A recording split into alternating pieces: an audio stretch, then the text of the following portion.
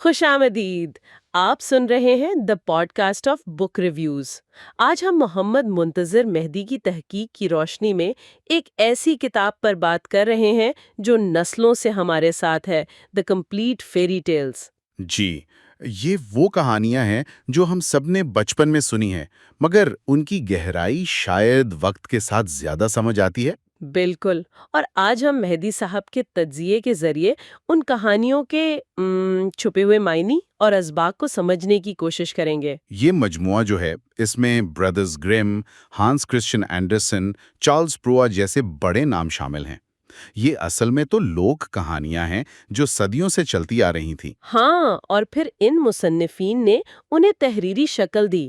مہدی صاحب اپنی تحقیق میں یہی کہتے ہیں نا کہ انہوں نے صرف جمع نہیں کیا بلکہ انہیں ادبی رنگ دے کر ہمیشہ کے لیے محفوظ کر لیا. جی بالکل، انہوں نے ان لوک دانائی کو ایک طرح سے لازوال بنا دیا۔ اچھا، تو چلے مہدی صاحب کے تجزیے کی مدد سے کچھ مشہور کہانیوں کو دیکھتے ہیں. سنڈریلا سے شروع کرتے ہیں. سب سے پہلے ذہن میں وہ شیشے کی جوتی آتی ہے نا؟ امید اور نیکی پر قائم رہنے کی ایک بڑی مثال ہے۔ یعنی یہ صرف قسمت بدلنے کی کہانی نہیں؟ نہیں، بالکل نہیں۔ مہدی صاحب کے مطابق وہ جو شیشے کی جوتی ہے وہ صرف شناخت کا ذریعہ نہیں بلکہ معاشرتی بندھنوں کو توڑ کر اپنی حیثیت بدلنے کی ایک طرح کی علامت ہے۔ یہ صبر اور خود اعتمادی کی فتح ہے۔ واہ، یہ تو بہت دلچسپ نکتہ ہے۔ اچھا، اور سنو وائٹ؟ وہ جادوئی آئینہ، 7 بونے، زہریلا سیب؟ ہاں، سنو وائٹ مہدی صاحب کی تحقیق کے مطابق یہ صرف حسد کی کہانی نہیں ہے، یہ دراصل طاقت کے غلط استعمال اور معصومیت کے ٹکراؤ کی داستان ہے۔ طاقت کا غلط استعمال؟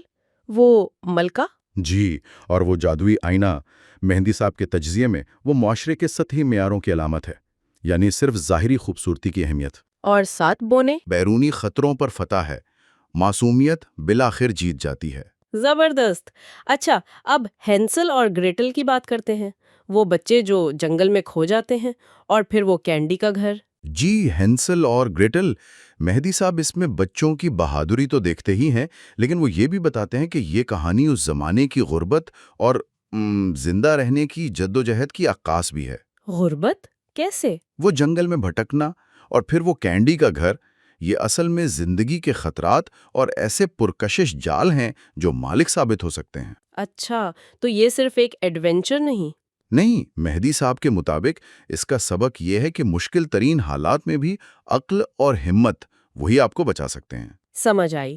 ان مشہور کہانیوں کے علاوہ ہانس کرسچن اینڈرسن کی کہانیاں بھی تو ہیں اس مجموعے میں، جیسے چھوٹی جل پری یا بدصورت بطخ کا بچہ. جی ہاں، اور اینڈرسن کی کہانیاں تھوڑی مختلف ہیں۔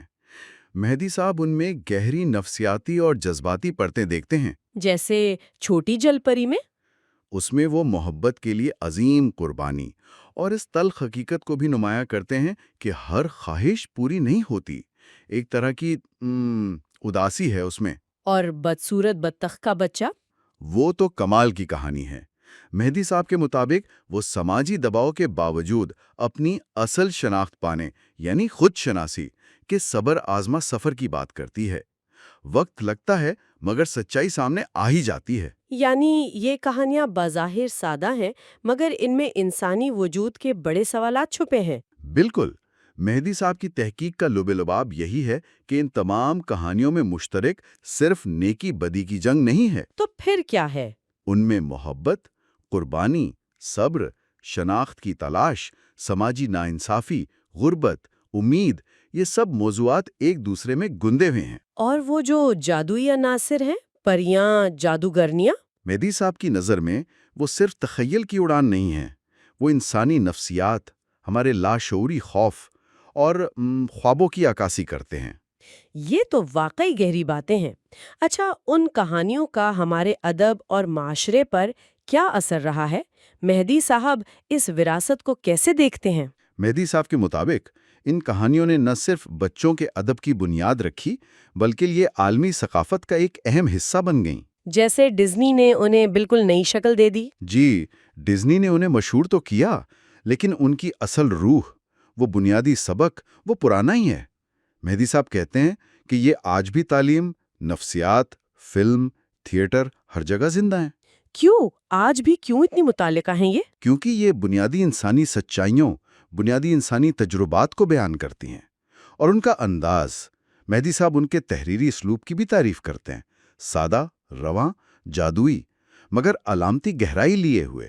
تو خلاصہ یہ کہ محمد منتظر مہدی کی تحقیق کی روشنی میں دا کمپلیٹ فیری ٹیلز صرف بچوں کی کہانیاں نہیں ہیں۔ قطعی نہیں ہے، یہ انسانی نفسیات، اخلاقیات اور معاشرتی اقدار کا ایک لازوال خزانہ ہے۔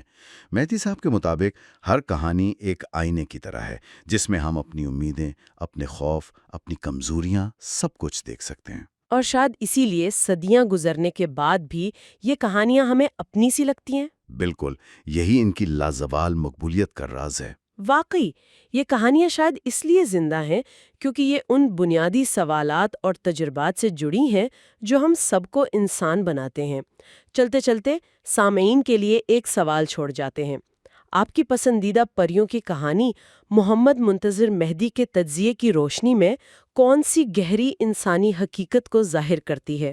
ضرور سوچیے گا۔ اور اگر کوئی یہ کتاب خریدنا چاہے تو 0349 2266 647 پر رابطہ کیا جا سکتا ہے۔ جی، اور اس کتاب کا تفصیلی جائزہ اور اس سے متعلقہ دیگر مواد مفت ڈاؤن لوڈ کرنے کے لیے آپ knowledgewithmm.blogspot.com وزٹ کر سکتے ہیں۔ یہ خلاصہ اور جائزہ Muhammad Muntazir Mahdi, founder of the podcast of book reviews کی تحقیق اور پیشکش ہے۔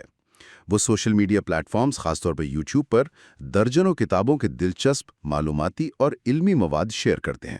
جی، اور واٹس ایپ اور فیس بک پر نالج ود MMM کے نام سے ان کی گروپ سیریز بھی چل رہی ہے۔ نالج ود MMM سٹارز، یہ پلیٹ فارم محمد منتظر مہدی MMM نے ترتیب دیا ہے اور اس کا مقصد آپ کے ذہن کو وسیع معلومات سے مالا مال کرنا ہے۔ یہاں آپ کو جنرل نالج سے لے کر سائنس، ادب، تاریخ اور ٹیکنالوجی تک بہت سے موضوعات پر مواد ملے گا جو آپ کی سمجھ کو وسیع کرنے کے لیے ڈیزائن کیا گیا ہے۔ Books 5، science, maths. تو اس پلیٹ فارم کو ضرور دیکھیں۔ علم حاصل کرنے کے لیے MMM کا جو جذبہ ہے وہ آپ کو بھی ضرور متاثر کرے گا۔ چاہے آپ سیکھنے کے شوقین ہوں یا جوابات تلاش کر رہے ہوں، یہاں آپ کو بہت کچھ ملے گا۔ بالکل، نالج ود MMM کا لنک تفصیلات میں موجود ہے، ضرور چیک کیجیے گا۔